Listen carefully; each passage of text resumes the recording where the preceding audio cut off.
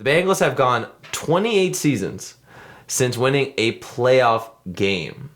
That's 1990, folks. That is so long. I don't even know how you stay a fan of a team like that. Like, at some point, because like that's possibly a generation, right? You could have had a kid in that span of them not winning a playoffs.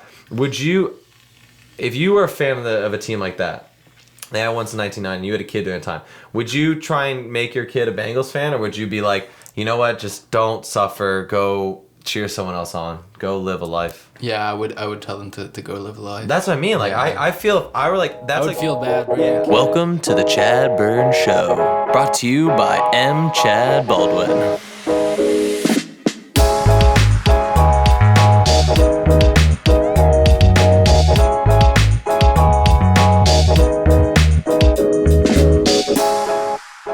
Welcome to the TheChadBurn Show. I am your host, M. TheChadBurn, and as always, running the behind the scenes, the one, the only, the incredible Julien Ramboise. Say hello, Julien. Hello. And now I got a mic. And now he's got a mic. Oh man, we're gonna hear so much from you now. Oh, so excited for that. Well, folks, this is gonna be our 10th episode. So amazing, lucky number 10. And it just so happens that our 10th episode is being recorded a day after Halloween. So it's pretty awesome. So we're going to make this a Halloween special. I think, spooky. Yeah, this is going to be spooky, scary. Spooky. We're going to talk in whispers and just really creepy tones, may scratch on some really get, the people creeped out. But again, this will be sports related, so we're gonna make it creepy with a tad of, some sports in there. Today, I think I really want to cover, in the spirit of the holidays, talk about cursed teams. The teams that, throughout time have put together great rosters, good coaches, have a great fan base, really the culture to be a winner, yet always fall short. They just can never get out of their own way. I think that we've seen a lot of examples of this, and I felt, with the Halloween times, it's time we try and excise these curses from the teams and bring it to the forefront so everyone can know the struggles that go on in the sports world. Also thought it'd be appropriate we hit on the superstitions of today. As everyone may or may not know, athletes are probably some of the craziest bunch of people in the world. They all have some crazy superstition they have before games. There's a ritual. There's always something that they believe will attribute to their success or failure. And that is something that we see time and time again, whether during the game, things we hear about they do the night before or after games. But we want to kind of talk about the most nutty, the wildest, the freaky superstitions and pregame rituals that exist in this world. So really, top to bottom, going to be a Halloween experience. But I'd be remiss if I didn't talk about my own recent Halloween experience, to give a little insight into my world and maybe have some fun on the show. Because as I was talking to Julian, the producer of the show, before, I had quite an interesting Halloween night. Some horror shit. Really scary. So, background, my wife and I, in our neighborhood, we don't really have any trick-or-treaters. We do not have kids yet, so obviously aren't going out and doing that. But we do decorate the house. We will try and plan a costume. We try and, follow along with the holiday spirit. But we thought this year, what would be really fun? It's Halloween. There's some horror out. Why not, for the spooky sake of the time, go to a haunted house? So me and my infinite wisdom, I go on the computer, do a search on Google, haunted house Montreal. Want to see, what's out there, what's scary. I grew up in a very rural neighborhood, so we had a lot of barns that were converted into haunted houses, mills that were very famous in New Jersey. For being very jump out scary, you're screaming, you had hay rides where they had creepy performances. So I thought whatever we found would be along that vein, would be very similar to that experience. However, what I found was something called an immersive horror experience. Now I assumed that this would just be maybe a little more intense than your normal haunted house, but we thought we'd brave it up and do it, because why not? It's Halloween, we should do something scary, push ourselves out of our comfort zone. It's expensive, it's a little pricier than I would normally assume, but it's an hour long, and it said it had professional actors and that it pushed on taboo subjects and would really get you out of your comfort zone. So we were all in. We're like, all right, let's do this. You know, I'm scared. It's fine. I drank some whiskey before, get a little liquid courage in me. Met up with my wife and we're like, let's go, let's do this. I did not expect the night that I would have as we headed into this frickin' building, an abandoned drugstore in a neighborhood in Montreal. Okay, first off, you get there. Looked very normal, like a very normal haunted house. At the ticket booth, people dressed up, you know, a little explanation of, you know, they're not liable for if you get hurt, if you slip, if you're traumatized, which, by the way, that should have been red flag number 1. If you're traumatized, they cannot be liable. So we do all that. We're like, yeah, sure, that's no problem. They take your picture, because I guess if you are, you know, they run out, they need to identify your body. They take your picture, code check, whatever. You put on this black robe, and you get ready. Great. Theme is Disney. So really effed up Disney childhood, taboo stuff. So we knew it was going to be really kind of creepy along those lines. Some, you know, fantasy, fairy tale BS. Starts off very simple. You know, kind of the guys are up on you. They're allowed to touch you. So, you know, they're really grabbing the back of your head. They're whispering in your ear. Very tame stuff, I'd say. Exactly. This kind of, this touching, but like times 10. Oh my, all right. So we went in. This was so fucked up of an experience. This is an hour long of people abusing you. They legit abused you.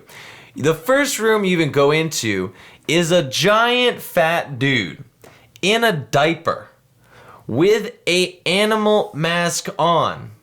And a woman holding a fake baby by the foot and slapping it. And you have to sit at this table with fake vomit. That smelled so real. Oh my God. That literally within the first 15 minutes of this experience, I'm about to puke in there. And I have to accept this. And they're kind of rubbing it on you. The guys whispering. This only escalated further, folks, okay? This literally got to the point where I was one time trapped between 2 demon dudes caressing my whole body and smearing blood over my face. I was told to scream out to be a little princess or they would chop my foot off. My wife and I were put in a room with a fat dude dressed as Mickey Mouse who chained my wife to a metal slab, turned off the lights, and slapped mud in her face. This was insane. And we got through, and it took an hour, but this was stuff, I mean, they had fake hands, they were lube, they made you shout out. I gotta say, as effed up as this shit was, this was, I gotta give them credit. These are intense. These people never broke character. It was so intense. Hour long that by the end you did feel a bit broken. I was emotionally drained by the end, but it was really one of those things where like I gotta say, as horrifying and horrible as it was really well done, and I get it. But man, there were people in our group that got paid so they couldn't get touched, and they were like complaining about people coming out. I mean, I can't imagine paying for this and not expecting to go through the whole experience. Like, these people were straight up like terrified about being touched. Like, why would you show up to this thing if you did not want to be a part of the experience? But it was crazy. I don't know. Julie, have you ever done anything like that? I absolutely have not and do not plan on doing Yeah, it. you want to get caressed with blood and vomit and go into a room that looks like it's covered in shit? No. Oh, no. It was just delightful. You know, I don't know why you want to do this on your Friday evening. Well, I mean, the interesting thing about it was that, again, it's Halloween, so we thought, why not do something that is of the spirit and then do Halloween? And we're like, all right, we're going to get scared. What I didn't expect was to have an actual think about stuff. Like, there were some serious scenes that these people did, because each room was a scene itself, and the actors are portraying, like, a very taboo subject. Yeah. I didn't expect that to be as detailed and as, I guess, realistic as it was. And that's what really effed me up. Like, the smells, the appearance, their performance was so realistic that's what drew you in. Like, you were like, oh, like at the beginning, it did escalate. Like, at the beginning, you were like, okay, we're in this show, like, blah, blah, blah, they're throwing water on us. And then it got from, like, throwing water and, you know, these kind of, like, you know, some fake blood to legit like crawling through liquid stuff, like pretend shit thrown at you, really scary rooms that are dark. Like it got to that point, and there were people that had to leave because they just couldn't handle it anymore. They just couldn't do it. Oh no, and I mean, granted, I gotta say, like they were very clear about what this experience would be, but whew, Yeah. that was a Halloween experience for sure. Like that was like going through hell. Yeah, I bet.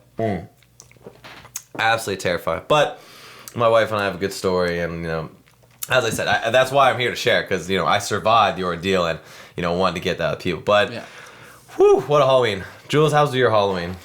Pretty tame in comparison. I just had a band practice with a Prince cover band yesterday. Oh yeah, our producer is now in a Prince cover band. I am. Oh man. Yeah, I love. Did you dress up as Prince though for Halloween or no? I did not. So I'm always that guy that doesn't dress up. Oh, you don't like the costume Halloween? I hate putting on costumes. So I don't go out of my way to like find a good costume and put it together, but if there's the right party, I will do a ensemble. Yeah, I've never I'm always gonna whip up something last minute to kind of have something, and then that was until I was like 22, 23, and now I'm just like, not worth it. Yeah, I mean, that's it. Unless you really think about it, it's tough to. It just sounds like a lot of work. Not really to put that in. Yeah. Well, from the spooky and reality and what we did on our Halloweens to getting lube and fake blood thrown on me, thought we could now turn our attention to something else very spooky. The horror, the fear, the terror that fan bases go through every year for these teams. These are the cursed teams. The teams that we know have had little success in their illustrious careers. Yeah. Teams that have put their fans through hell, that no matter what they do, no matter who they bring on their team, just seem to fail. Granted, my Eagles were definitely one of those people. Like, we had been to, in the early 2000s, we had been to 4 or 5 NFC championship games. We had been to the Super Bowl and lost. We had always come up short until we won 2 years ago, and that was definitely the turning point. But there are still teams today that suffer, and much like our fan base, the Eagles, did as well. One of the teams I thought I'd bring up that is definitely involved in this curse and continue to suffer and is a very loyal fan base, the Buffalo Bills. The Eagles beat them last weekend, so they're fresh in my mind. They have a crazy fan base that likes to break tables, jump off cars, get super drunk, and they are passionate about their team. And they are a team that had, when they had Jim Kelly as a quarterback, they had a hell of a team that got to 4 straight Super Bowls. 4. They won 0. And the last time they had a playoff win, 1995, one of those runs. This is a team that has been there 4 times. They had 4 chances to win the Super Bowl. And in 4, I think 3 out of 4, they were the favorites. There was only one time they weren't the favorites. And they were still very close. One time they lost on a missed field goal. They've lost on just missed drives, the poor defensive plays. That's a team that just, no matter what, couldn't get out of their own way. And I just feel for the people. You go to 4 straight Super Bowls and you can't win. The other team I think is of a cursed team, of a cursed nature. Oh, the Cincinnati Bengals. You poor Bengals fans. Every year you think maybe this is the year Andy Dalton will be a good quarterback. Maybe this is the year Marvin Lewis would be a good coach. I mean, you stuck around with Marvin Lewis for over a decade, and he didn't win a playoff game. The Bengals have gone 28 seasons since winning a playoff game. That's 1990, folks. That is so I don't even know how you stay a fan of a team like that. Like, at some point, because like that's possibly a generation, right? You could have had a kid in that span of them not winning a playoffs. Would you, if you were a fan of a team like that, they had once in 1990, you had a kid during the time, would you try and make your kid a Bengals fan, or would you be like, you know what, just don't suffer, go cheer someone else on, go live a life? Yeah, I would tell them to go live a life. That's what I mean. Like, yeah. I feel if I were like, that's, I would feel bad bringing a kid into this. Oh yeah, and like the same other teams like the Cleveland Browns, who like I'm not gonna touch because that's just an iconic terrible team, and but they're not cursed, right? The Browns just can't put a team together. Like, they've never really had a good team in this stretch where they never won. The Bengals had Chad Johnson and Carson Palmer, who were a dynamic duo together. Carson Palmer was a great quarterback. Marvin Lewis had many winning seasons where they won 12 or more games. They were in a position to go win, and they just couldn't ever win in that stretch. And you just think at some point, you just feel bad. Like, do you just abandon them? Do you say, I'm through this, I can't take it anymore? I mean, the fact that these fans stick around with these teams, like the Bills, the Bengals, the Browns, I mean, credit to them. They are far more dedicated than most people out there. Definitely more than Cowboys fans, considering all those fans became fans of that team because they were winning. So, I mean, it's just amazing to see these people suffer constantly. And I think there has to be some supernatural effects to it. I think they angered some football gods. Maybe on Halloween they kicked some black cats. I don't know, but the owners done did some things. Yep. They done did some things. Yep. And I think we'll go with one of the last teams I want to talk in depth about for cursed teams that is closer to home to people here in Canada would be the Toronto Maple Leafs. Now, I'm going to be talking a bit out of my ass, but I did look up some stats because taking a risk there. Definitely a risk. But of my time in Canada, 7 years, going on 8, the Maple Leafs have definitely been, one, at one point a joke of the NHL, two, a constant talking point as a team that just can't seem to get together, and now recently, a team that should win because they have the talent. They have Austin Matthews is killing the league. They finally have a group, a starting five that can actually do some damage. Their front line's great, but they go to the playoffs and they lose in the first round again. So this team definitely hasn't had as long a drought. They did win a playoff round in 2004, but they have not won a Stanley Cup since 1967. And this is a team that has had 11 Stanley Cups since franchise history. Is a very, they are a strong team that has a lot of history and a lot of belief in their system, but they just can't get it together. And I have to say again, cursed. Have to be cursed. That's fair. There's no way that this is that this is just part of the way the teams run. I mean, there has to be some supernatural effect. You have gotten so many first round picks and so much talent that everyone agrees is talented and you can't pull it together. I mean, they must have kicked a moose or something. I mean, I don't know. What do you do to anger Canada and the hockey gods? Not enough mullets? I don't know. Did you not crack enough brews? I don't know. Wow. You're trying to get your permanent residency here, aren't you? No, I'm going so hard on the stereotypes. Yeah. It's okay. I've been here. I'm American, okay? Like, I'm allowed to make fun of it. You're going to piss off an immigration agent. Yeah, immigration agent. Yeah, exactly. Say, well, this PR form is denied. I always feel like I'm allowed to make fun of because as an American, I'm constantly made fun of. That's constantly made fun of. So I feel like there should be at least a little leeway to allow me to touch on some stereotypes of other people. That's fair. I'll stop. I'll resist more. And then finally, a very famous curse I just went out from baseball was definitely the Cubs and Red Sox. 108 years the Cubs went without winning a World Series. Wow. A century. And the Red Sox took them 86 years, and they finally won.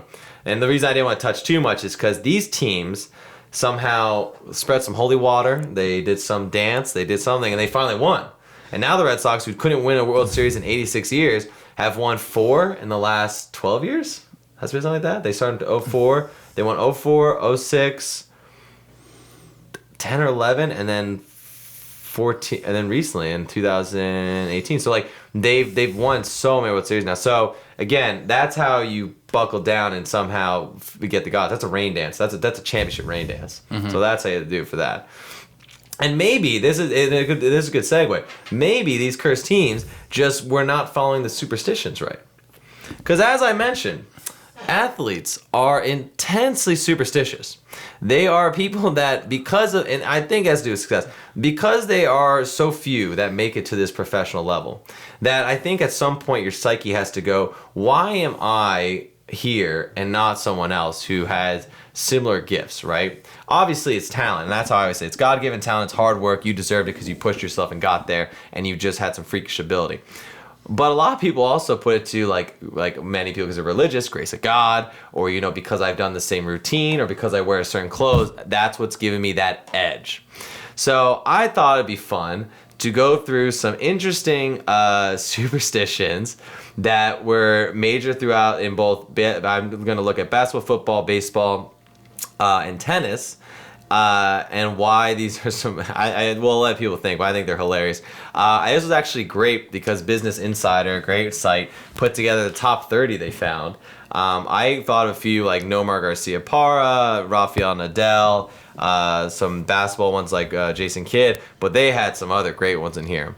So I'll start with Nomar Garciaparra. So to make baseball, for people who think it's boring, Julian, even more boring. Yes. Now that you're giving me a Shut platform up, and a Julian. microphone, I can say it loud. So Baseball imagine this. sucks. Whatever, okay? This is interesting, though. So Nomar Garciaparra, before he would get into the batter box every time, he would go up to the plate, and you know how they wear the gloves, like hold on, they have like these gloves. He would sit out and wait, and he would play with the band several times on each wrist, and then tap his toes with his bat, and then get in the box and get ready to swing. Every pitch, he did this. It was like an hour-long experience watching this guy go to bat. It was already a game that's slow, and this dude, every single pitch, would step out of the batter's box, fix his gloves, just get the band right, and not just once. He'd do it like 6 times each side. He'd just like strap it up, put on, strap it up, put on, and then tap his toes, then go swing. Every time. These are people with OCD issues. Honestly, I think psychologists. And then you wonder why I don't like baseball. They don't do as much anymore, but yes, I understand. Like that was definitely a thing. That was like watching a circus act go on. Another great one, Michael Jordan, classic, all-time great, the GOAT of basketball, the OG, the best. He every game wore his college's, so the University of North Carolina's college's pants under his Bulls basketball pants, so his team's pants. So he wore 2 layers of pants every game for good luck. Really? I feel like that'd be gross. Yeah, Michael Jordan. Every time. Every time. Wow. Every game. Because that was his luck. That was the good luck. That's what brought him along. Which I think is funny because when you have someone like who is literally considered the greatest of all time, clearly he didn't have confidence in that. He's like, if I don't wear these pants, I'm going to suck. Yeah. Like, I'm not going to make it. Like, I thought that was incredible. I mean, hey, clearly those pants worked. I mean, they did their job. So, kudos to Michael Jordan. But I feel like that would be so uncomfortable having 2 pairs of pants. But again, players are crazy. Brian Urlacher, all-time great for the Bears, middle linebacker, would eat 2 chocolate chip cookies before every game. 2. Not 1, not 2. 3, not 4, 2. For whatever reason, he believed that having the 2 chocolate chip cookies before a game was going to help him win or perform well. And I think it's funny because he had a long stretch where his team sucked. So like, my follow-up question to Urlacher would be like, did you change brands? Was there like a certain cookie brand? Was it Famous Amos? Was it Chips Ahoy? Did it have to be Auntie Emma? Did it always have to be a certain brand of cookies? Or after you lost a game, did you like completely ban them and move on to the next? Because 1, great sponsorship opportunity. 2, I feel like if you were a chocolate chip cookie maker in the Chicago area, you would just start banging on his door, begging to get an opportunity to show your good luck to it. Because the other thing is it's scary because if he eats your cookies and he loses, I mean, he's going to badmouth your cookies. Mm-hmm. There you go, cookies. Boom. Poor cookie companies. Jason Terry, basketball three-point legend, would wear the shorts of his opposing team the night before. He would sleep in them. So he owned a pair of shorts of every single team in the NBA. And the night before he played that said team, he would wear the pants of the team in bed and sleep in it. Because that's just weird. Yeah, 100% it's weird. Again, athletes are crazy. Not normal. Professional athletes are, in a sense, crazy to be where they're at.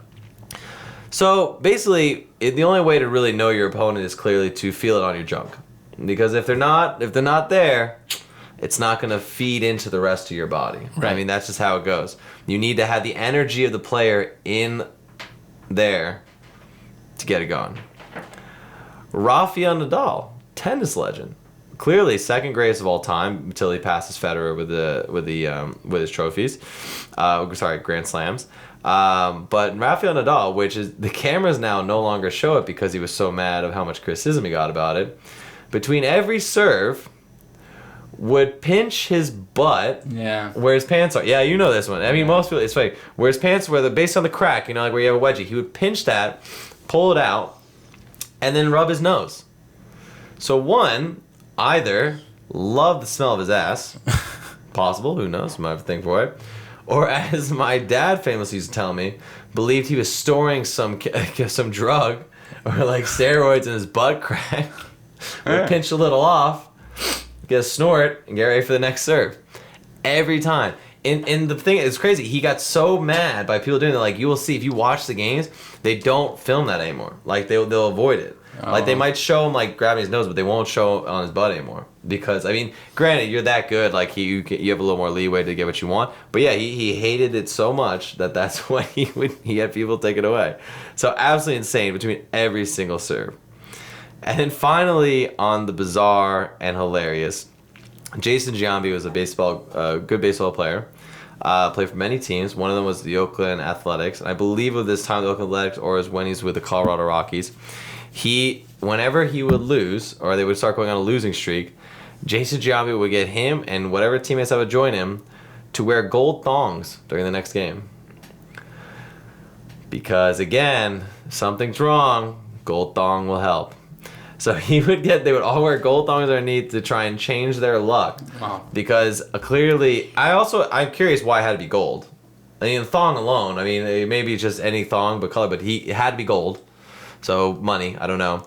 But gold thongs. That one I had actually known before reading this. I remember hearing that a lot because he was a Yankee for a while, and like people in the Yankees would make fun of it. But he was unashamed about it. He legit was open about it. He said that's what he did. It worked, and that's what he did going forward. And it worked enough that he continued to do it. Like every time he wore. So maybe he just felt so empowered. And I don't know. Never worn a thong. Can't tell you how I feel. I feel like it'd be a wedgie inducer all the time. God bless women for wearing them. I think they look horrible. For like comfort wise, sorry, not horrible to look at, but horrible to wear. And they wear it, but maybe just it was enough comfort and cradle in the basket that it made it comfortable enough. Yep. Oh my lord. But yeah, that was some of the best superstitions I read. And I also thought it'd be fun to talk about because the rituals too. So I'll pass on the superstitions. You then have the stuff that people do, like before every game, especially basketball's a big one. So if you ever watch basketball players shoot the free throws, which is when they get fouled and they go up to take their shot, every basketball player will have a routine before every shot. And they will follow through that routine every single time. It will never change. And what's crazy is that even as a kid, when I played basketball, your coaches would kind of teach you to get in a routine because it sets yourself, it allows yourself to really know where you're at and you just feel comfortable. But then after a while, you get so comfortable with it that if you don't do it, you think you're going to miss no matter what. And it's all, the motion's here. This doesn't have anything to do with anything before. You got your feet set and the follow through has to be clean. That's it. But everyone has a routine, and I did too. I would flip the ball twice in front of me. I would dribble a couple times on my right leg, dribble over my left, flip again, and then I'd shoot. Every time. Never broke it. And that's what we do. And you see it in runners, you see it in basketball, you see it in baseball players, you see it in football players, where before the game there's something they do. LeBron James is famous for, again, the chalk. Every game, that's what he does. And he does it for the fans, I think, more than himself, but every game that's what they have to do. And even for myself, when I ran... It's like celebrations in soccer. 100%. Right, because Ronaldo's got his really famous one, the thrash down. I don't know Messi's. Messi, he looks up to the sky to his grandmother. Yeah, every time. His, his hand. Yeah, and that's like interesting because Jason Kidd, a basketball player, felt the same deal. I think it was his grandma. Before he shot, he would dribble and then he'd go... Yeah, no, what he does is he does the two thing with the fingers. Oh, right, that thing. Yeah. Well, I love Griezmann's. Yeah, Griezmann's, whatever that thing is. I think it's a Fortnite thing. Is it Fortnite? It's a Fortnite thing. Yeah, no, it's a Fortnite thing. Fortnite thing? Yeah. Yeah, it's like the soccer players have great ones, I would say. Are there any, so Jules, because I know mainly, obviously, these sports, are there any superstitions you know of, or you ever did for, soccer or rugby or anything? Superstitions? No, not really, but there are curses, but yeah. Yeah, curses? Yeah. All right, curious. What are some curses on this Halloween? Yeah, well, the most recent one is obviously the winner of the FIFA World Cup for the past 5 editions. The winner of the World Cup didn't make it out of the group stage. Wait, that's for real? Every time? So France won in 1998. They didn't make it out of group stage in 2002. 2002, Italy? I want to say Italy. No, wait. No, because you guys played against Italy in 2006. You know what? I can't remember who won 2002.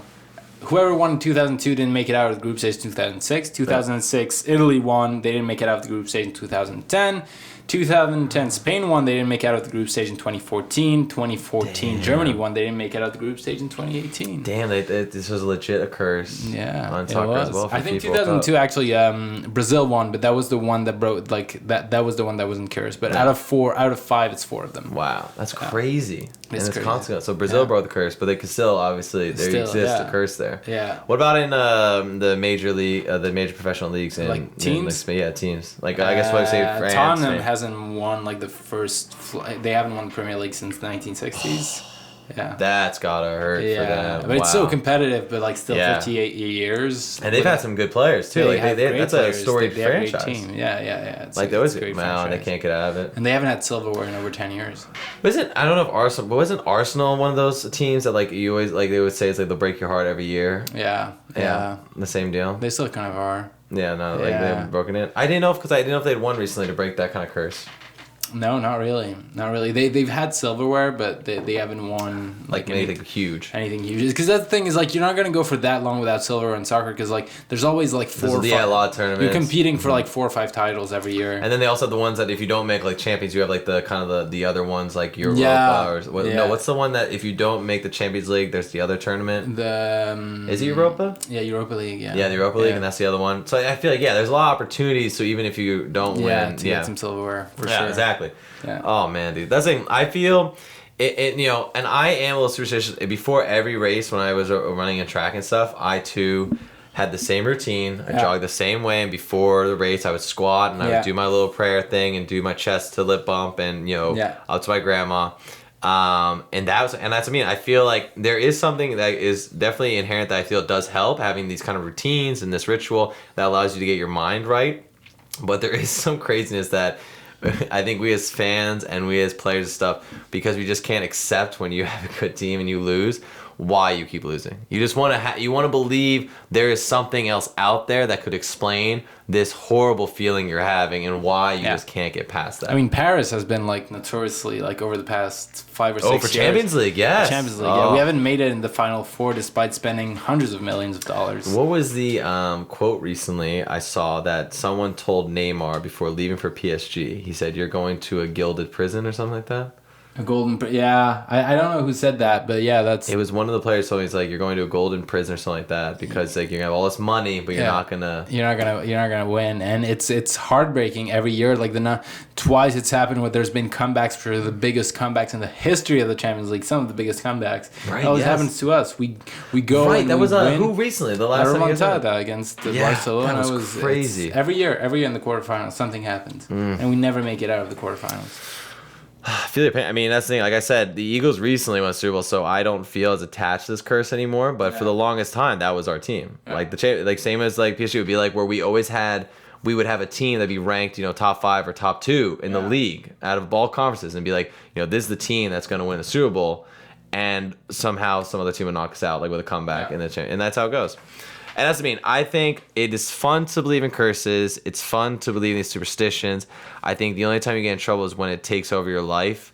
Like I remember Red Sox fans before they won a World Series, the Bambino curse was huge to them, and it really crippled a lot of people. It crippled their fun. Every time they lost, they blamed that, and it's tough because you kept blaming in the past. Like if our team hadn't made that mistake, traded away Babe Ruth, we would be winning World Series, and you like almost beat yourself up psychologically. So I think there's a place for it. I think it can be very fun and helpful, but at the same time, you need to reel yourself in sometimes. Be like, all right, guys, it's just a curse. We're going to get past it. There are some actual, concrete, earthly things we can do to fix our team and win. Right. Yeah. That's me. So I think it is always good fun. I think for Halloween, it's nice to look back and think about, with all the spookiness around us, what are those spooky elements in sport that get us there, that kind of excite us. So I think it's been fun covering our curse teams, our superstitions, and our wonderful Halloween experiences that we had, whether they be with a crazy psychopath rubbing lube on your face or just having a Prince band practice. So I think we're running out of time. I will close it with that. I hope everyone had a fun time listening in as we talked about these cool ideas of both the curse, superstition, the Halloween spooky. I hope everyone has a wonderful, safe, and spooky weekend as the Halloween parties continue to go on. We will be on next week. We may have a guest or not. We're kind of buckling that down now. See how it goes. But yes, we look forward to have you on the next show. As always, if you'd like to get in contact with us, you can email me at chadburn.show@gmail.com. Again, it's chadburn.show@gmail.com. Or you can reach out to me on my Instagram page and DM me. It's at Chadburn, at the Chadburn Show. Again, at the Chadburn Show. We also have the Facebook group you can get us at. We are streaming on all major platforms: Google, iTunes, and Spotify. And if you would like to check out, we do post our videos onto YouTube so you can see our beautiful faces as we talk and just talk and talk and talk. So as always, I want to thank everyone for listening in. Thank you for getting us through to our 10th episode. Hope we made a nice spooky fun for you, and we will have you on next week. Thanks, guys.